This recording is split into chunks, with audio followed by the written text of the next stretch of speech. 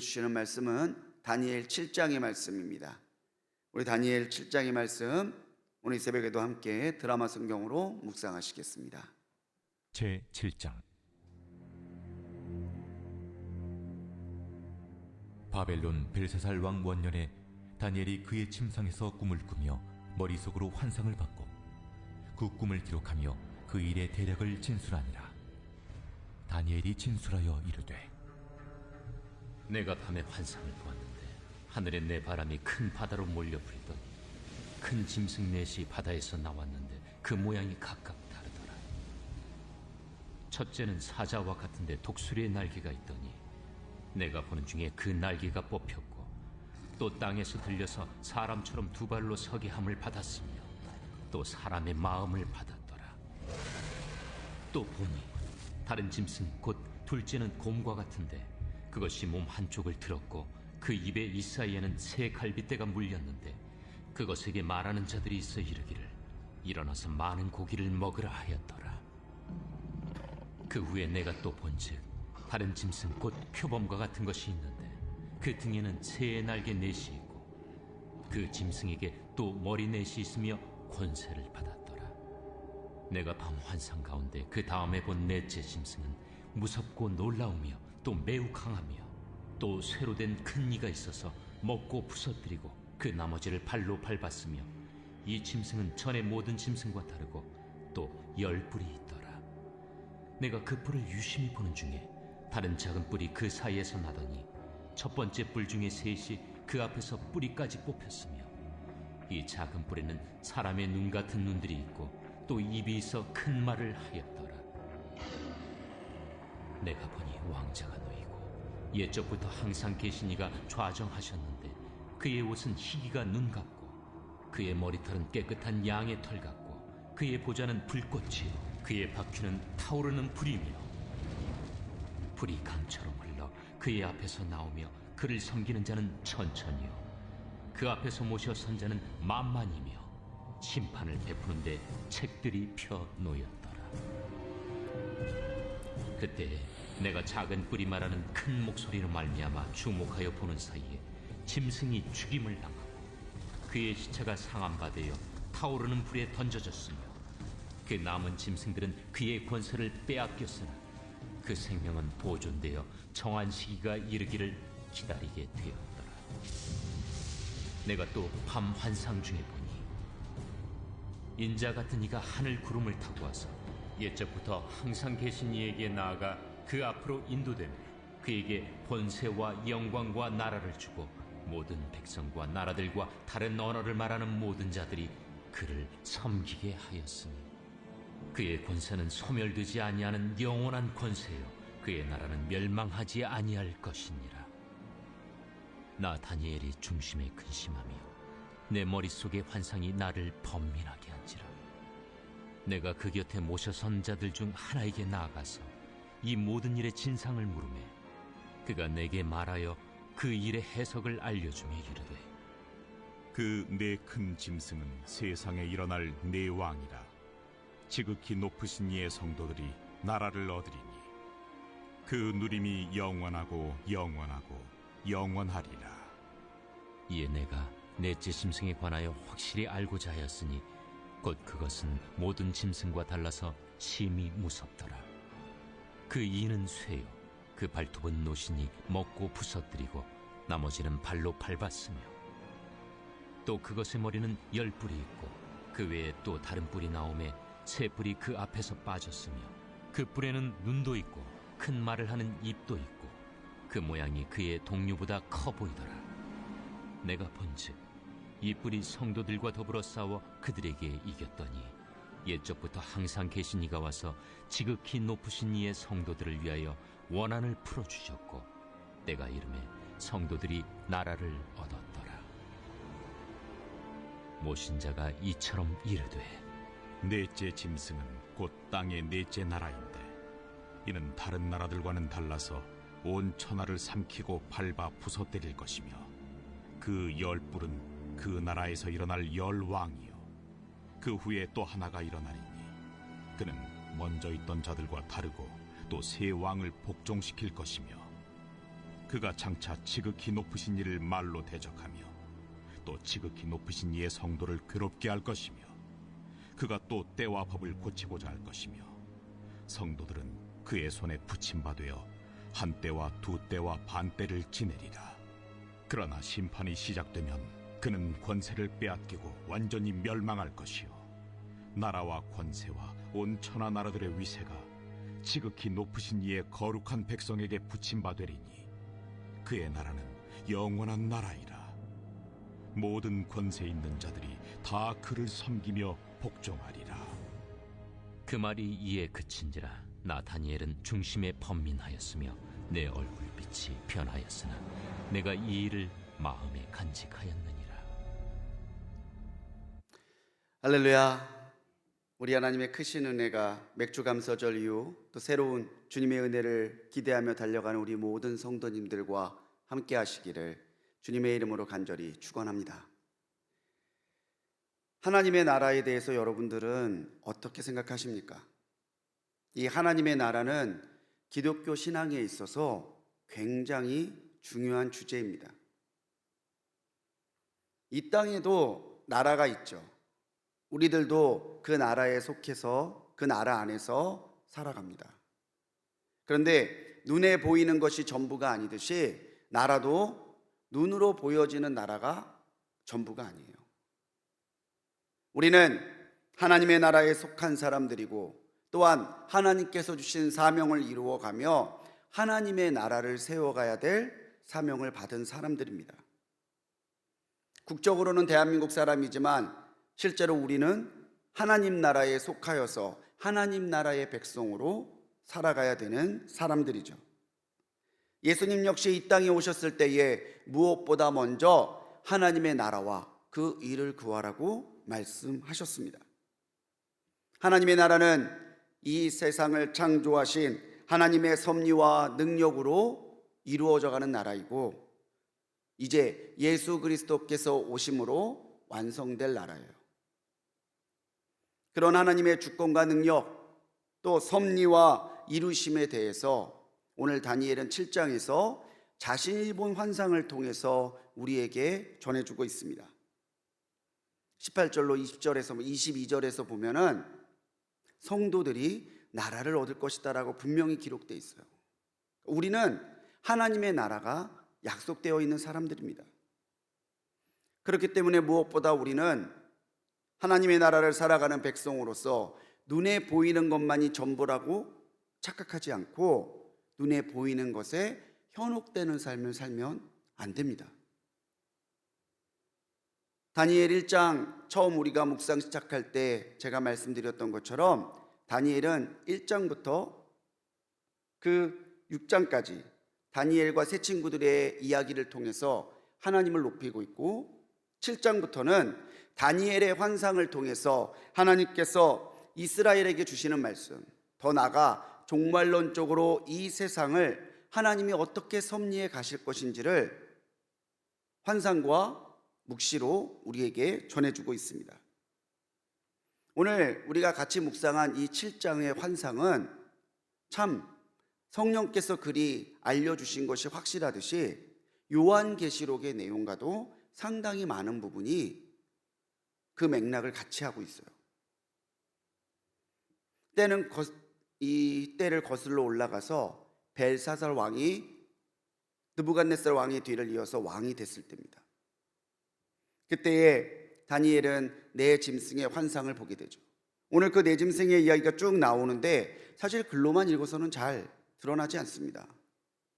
근데 이 네 짐승의 환상에 대해서 우리가 그 의미를 알아가고자 할 때 필요한 것이 있다면은 다니엘 2장에서 다니엘이 보았던 금신상과 그 상징하는 바가 유사하다는 거예요.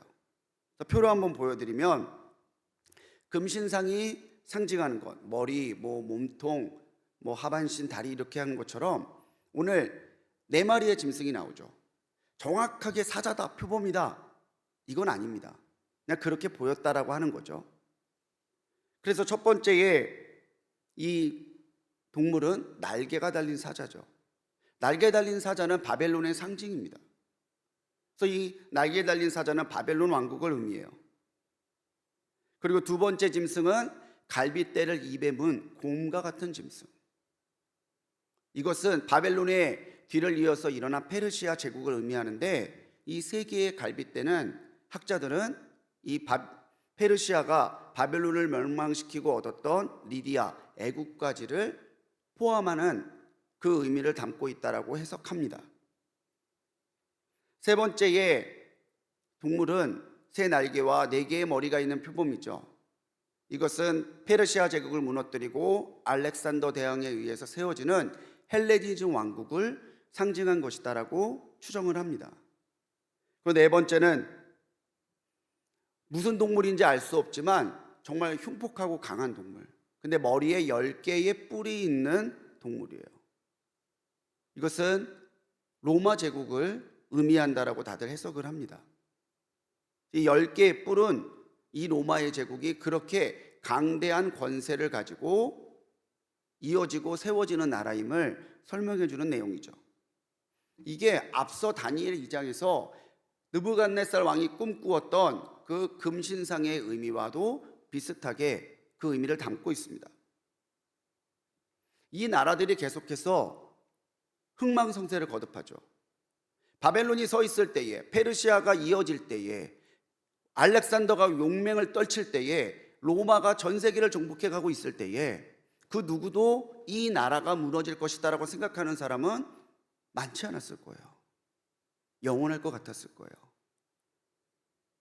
하지만 열방의 이 나라들은 결국 흥망성쇠를 거듭하며 뒷나라에게 밀려서 없어지죠. 세상의 나라와 권세는 분명히 끝이 있습니다. 영원해 보일 것 같지만 영원하지 않습니다. 그저 하나님께서 허락해 주신 시간 동안의 권세를 누리며 이어져 갈 뿐이죠. 벨사살 왕이 그 교만으로 인하여 징계받고 죽기 전에 다니엘은 이미 환상을 통해서 하나님께서 이 세상을 어떻게 움직여 가실 것인지, 그 섭리와 이 모든 것을 주관하시는 하나님의 권세와 능력, 그 위대하심에 대해서 알고 있었어요. 하나님이 모든 것을 주관하시는 것을 믿는데, 하나님이 그렇게 이루어 가실 것을 아는데, 다니엘이 이 땅의 나라와 이 땅의 권세에 매일 삶을 살지 않았다는 것은 분명한 이유가 있는 삶이었다는 거죠. 그렇기 때문에 우리에게 영안이 열려있는 신앙이 굉장히 중요합니다. 우리가 하나님의 말씀으로 깨어있지 않는다면, 성령께서 주시는 지혜로 무장하고 세상을 꿰뚫어 볼 수 있는 그러한 통찰이 우리에게 없다면 우리는 눈에 보이는 게 전부인 줄 알고 살아갈 거예요. 이 땅의 나라가 영원하고 이 땅의 나라가 정말로 모든 것이라고 착각하며 살아갈 거예요. 하지만 예수 그리스도를 왕으로, 그분이 나의 모든 것의 구주 되심을 믿는 사람들은 이 땅의 나라에 미련을 두고 사는 삶이 아니라 오직 이 모든 것을 주관하시는 하나님의 나라를 꿈꾸며 살아가는 사람들이라는 것을 기억하시기 바랍니다. 그렇기 때문에 다니엘은 흔들리지 아니하고 한결같은 믿음을 가질 수 있었던 거죠. 하나님의 나라의 백성으로서 눈에 보이는 것에 현혹되는 것이 아니라 눈에 보이는 것 너머에 있는 하나님의 그 놀라우신 은혜와 섭리를 사모하고 깨닫고 그것을 지켜감으로 오늘 이 땅에서 살지만 하나님의 나라를 살아가는 우리 모든 성도님들이 되시기 바랍니다. 이런 나라들과 대조하여 제시되고 있는 것이 옛적부터 계시니 하나님, 삼위일체 하나님께서 영광 받으시고 이끌어 가시는 하나님의 나라죠. 이 환상을 보고 다니엘이 굉장히 근심하고 번민합니다. 도대체 이게 무슨 뜻일까? 도대체 왜 이 꿈을 주셨고 이 꿈이 의미하는 건 뭘까? 다니엘은 이 해석 때문에 마음이 근심되고 번민이 돼요. 계속해서 다니엘의 환상이 이어지고 있습니다. 다니엘은 이것을 보고 옆에 모시고 섰던 천사에게 이것의 의미가 무엇인지를 묻죠. 요한계시록에도 13장에 짐승의 환상이 나옵니다. 오늘 여기에서 네 마리의 짐승으로 표현되고 있지만 요한계시록 13장에는 이 네 마리의 짐승들의 특징이 섞여 있는 두 마리의 짐승으로 이 이야기들이 반복되고 있어요. 그때에 다니엘이 천사에게 물었을 때 천사는 하나님께서 이 모든 것을 주관하시고 결국에는 이 나라들은 무너질 것을 다니엘에게 알려줍니다. 그 환상을 들었을 때에 다니엘은 하나님, 옛적부터 계신이라고 표현되어 있는 하나님이 그리스도께서 성령님이 좌정하고 계시는 왕좌, 왕의 자리를 보게 되죠. 계시록 20장에서도요, 예수님이 좌정하에 앉아 계신 백보자의 환상이 나오죠. 바벨론의 왕이, 페르시아의 황제가, 알렉산더 대왕이, 로마의 황제가 이 세상을 쥐락펴락하는 것 같지만 결코 그렇지 아니하고 왕좌에 좌정하고 계시는 하나님께서 모든 것을 주관해 가시고 이미 이 나라들의 끝을 어떻게 끝내실 것인지 정해 놓으셨다는 것을 이 왕좌로 표현하고 있다는 거예요. 계시록의 내용처럼 오늘 이 다니엘 7장에서도요, 심판을 위한 책들이 놓여 있어요. 행위의 책, 또 하나님께서 구원받은 자를 위하여 기록되고 있는 그 생명책에 요한계시록에 있다는 것을 우리는 알잖아요. 모든 것이 기록되고 있고 모든 것이 정해져 가고 있고 모든 것이 하나님이 주관해 가고 계심이 이 보좌에 놓여 있는 책으로 상징적으로 우리에게 주어지고 있는 거죠. 이 짐승들이 권세를 떨칩니다. 요한계시록도 정말 그 짐승들이 권세를 떨쳐서 성도들을 핍박하고 하나님의 사람들을 이길 것이다라고 이야기해요. 그런데 이 나라들이 영원하지 않듯이 이 세상 나라들이 성도를 괴롭히고 때때로 이겨 보이는 것처럼 보이는 그런 일들이요, 영원해지는 게 아니라 언젠가 그 정한 때가 되면은 사라져요. 하지만 오늘 분명하게 천사는 하나님을 의지하고 하나님의 나라를 소망하고 하나님의 나라를 이어가는 그 백성들에게 하나님께서는 나라를 주실 것이다 라고 말하고 있습니다. 사랑하는 우리 성도님들, 이미 우리는 하나님의 나라를 예수 그리스도를 믿는 믿음으로 받은 사람인 것을 믿으시기 바라요. 세상은 한계적이지만 하나님의 나라는 영원해요. 세상을 향해 모든 것을 주관하는 것 같지만 오늘도 하나님의 그 놀라운 권세를 상징하는 보좌에 앉으셔서 다스리시는 그 하나님의 나라가 더 영원하다는 거죠. 그래서 우리는 하나님의 나라를 늘 꿈꾸는 삶을 살아야 돼요. 너무 바쁜 삶을 살다 보니 우리의 신앙의 연한이 10년, 20년 되면서 하나님의 말씀에 기록되어 있는 지식들이나 하나님께서 신앙생활하면서 주시는 그런 마음들과 깨달음들이 새롭게 느껴지지 않을 때도 분명히 있지만 우리가 결코 잊지 않아야 되는 것은 하나님의 나라는 반드시 임할 것이고 우리가 있는 이곳을 하나님의 나라로 만들어가는 그곳에 이미 임한 것이고 오늘 예수 그리스도께서 오심으로 우리에게 하나님께서 주실 상속으로 주실 영원한 나라가 있음을 우리가 믿음으로 바라보며 나가야 된다는 삶을 살아야 된다는 것이죠. 그 시작과 끝이 알파와 오메가가 오직 예수 그리스도이심을 믿음으로 바라보시기 바랍니다. 배가 바다를 지나가도요, 바닷물이 배 안으로 들어오면 안 돼요. 우리가 비록 세상을 살아가지만, 세상의 나라에 국적을 들고 살아가지만 세상이 우리 성도님들의 삶으로, 세상이 우리 성도님들의 신앙 안으로 들어와서는 안 돼요. 배 안에 바닷물이 들어오면 가라앉듯이 오늘 우리가 하나님의 나라의 소망을 상실하고 이 땅에 보이는 것만을 보고 살아간다면요, 결국 우리 안으로 들어오는 하나님이 기뻐하시지 않는 그런 것들이 우리의 신앙과 삶을 침몰시켜버리는 위협으로 다가올 수 있음도 우리가 기억하며 살아야 되는 거죠. 세상의 나라는 끝이 있지만 하나님의 나라는 영원합니다. 하나님 나라, 그 영원한 나라를 바라보시고 하나님께서 그 나라를 주관하심을 믿음으로 바라보시는 우리 성도님들 되시기 바랍니다. 오늘 7장을 읽으면서 오늘 우리에게 위로가 되고 오늘 우리에게 소망이 되는 것이 18절의 말씀과 22절의 말씀이에요. 성도들이 그 나라를 얻게 될 거라는 거죠. 오늘 우리가 과연 하나님 앞에 믿음으로 살아갈 때에 늘 꽃길만 걷겠습니까? 하나님의 나라를 꿈꾸며 살기 때문에 하나님의 나라와 상관없는 사람은 감당하지 않아도 되는 일도 우리가 감당해야 될 때가 있어요.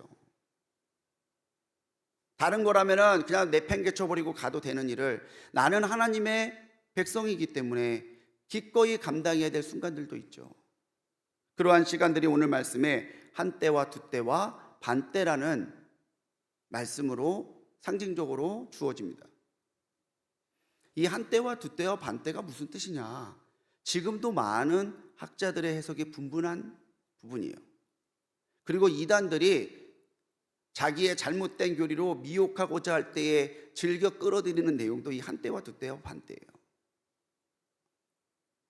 아직 우리는 그 정확한 의미를 알 수는 없지만 일반적으로 한때와 두때를 1년, 2년, 3년으로 잡고 반때를 6개월로 잡는 3년 6개월의 기간을 설정하는 것이 일반적인 해석이에요. 계시록 11장 2절에서는 이방인들이 거룩한 그 성의 뜰을 짓밟는 기간이 나와 있습니다. 그게 42개월이에요. 또 계시록 12장 6절에서는 아이를 낳은 여인이 아이를 죽이려고 하는 용을 피해서 광야로 숨어가는데 그 광야에서 이 여인이 돌봄받았던 시간이 1260일. 환산해 보면 3년 6개월이라고 하는 시간이 맞아떨어집니다. 그러니까 이 3년 6개월이 정확하게 무슨 의미냐? 이거보다 더 중요한 것은 이 3년 6개월 동안 우리가 신앙으로 하나님 앞에 주어지는 일들을 인내해야 될 때가 분명히 있다는 것은 정확한 일이라는 거죠. 때때로 우리가 하나님 앞에 예기치 않은 일들과 고난을 만날 때 그게 신앙 때문에 주어지는 것이라면 더더욱 쉽게 입 밖으로 원망의 말을 내놓을 수 있어요. 그런데요, 우리가 바라봐야 될 것은 이 한때와 두때와 반때의 고난과 어려움이 아니라 이 고난을 이기고서 하나님을 끝까지 바라보았을 때에 그 사람에게 약속되어 있고 주시기로 확신하게 보장해 주신 그 하나님의 은혜와 그 하나님의 놀라운 상속의 하나님 나라가 우리에게 주어질 것을 바라보는 소망이라는 거죠. 사랑하는 성도님들, 오늘 이 때를 인내로 살아가시기를 주님의 이름으로 부탁드립니다. 작은 일에 일희일비하지 마세요. 오늘은 믿음으로 살다가 내일은 믿음을 포기하는 삶을 살지 마세요. 한결같이 주님께서 이 모든 것을 다스려 가시고 오늘도 믿음으로 하나님의 나라를 꿈꾸며 달려가는 나에게 하나님께서 이 나라를 상속으로 주실 것을 정해 놓으셨다는 사실을 잊지 마시고 그것을 믿음과 소망으로 받아보며 달려가시는 우리 성도님들이 되시기를 주님의 이름으로 축원합니다. 계시록 22장 5절에서 사도 요한도 그렇게 말합니다. 다시는 밤이 없겠고 등불과 햇빛이 쓸 데가 없으니 이는 주 하나님이 그들에게 비치심이라. 그들이 세세토록 왕 노릇하리라. 자, 왕 노릇이에요. 왕은 분명히 하나님 한 분이죠. 그런데 하나님께서 그 왕권으로 다스리실 하나님의 나라를 우리에게 상속하시기로 예비하셨기 때문에 우리도 왕처럼 왕이신 그분이 누리는 그 영광과 권세를 우리에게 주셨으니 우리도 왕이신 그분처럼 하나님 나라의 상속자로서 살아갈 것을 이미 주님은 다니엘 때부터 요한계시록까지 끊임없이 우리에게 말씀해 주시고 이것을 믿음과 인내로 이루어 가라고 권면하시는 거죠. 그래서 오늘 7장은 28절에 다니엘이 이 말씀을 간직하였다는 말로 끝이 납니다. 여러분들도 이 말씀을 간직하십시오. 하나님께서 내게 이 하나님의 나라를 열어주시고 이 하나님 나라를 소유하게 하시고 하나님 나라에서 하나님과 함께 그 권세와 영광을 누리게 될 날이 분명히 오고 있음을 이 말씀을 간직함으로 이 세상 끝날까지 내게 주어진 시간, 그 끝 시간까지 놓지 않고 달려가시는 우리 성도님들이 되시기 바랍니다. 세상에 흔들리거나 두려워하지 마십시오. 눈에 보이는 것이 전부라고 착각하지 마십시오. 때때로 찾아오는 나의 그런 고난의 때에서 무너지지 마십시오. 그리고 하나님께서 주실 그 나라를 바라보며 살아가는 그 소망과 믿음을 놓지 마십시오. 우리가 그렇게 살아갈 때에 하나님은 다니엘에게 하나님 나라의 소망과 이상을 보이셨던 것처럼 오늘을 믿음으로 살아가는 우리에게도 하나님의 나라의 그 소망과 이상을 허락해 주실 줄 믿습니다. 오늘도 하나님의 나라를 꿈꾸며 달려가는 우리 모든 성도님들 되시기를 주님의 이름으로 간절히 축원합니다. 기도하시겠습니다. 주님, 눈에 보이는 이것들은 언젠간 하나님 정하신 때에 사라져 버릴 것을 기억하게 하옵소서. 눈에 보이는 것이 전부라고 착각하지 않게 하시고 오히려 오늘도 우리 가운데 역사하시는 그 하나님의 나라가 우리 가운데 있음을 기억하게 하시고 오늘 나의 믿음과 삶이 하나님의 나라를 이루어가는 일에 쓰임받도록 기꺼이 하나님 앞에 드리는 우리가 되게 하여 주옵소서. 때때로 우리에게 연단의 때가 있습니다. 고난의 때가 있습니다.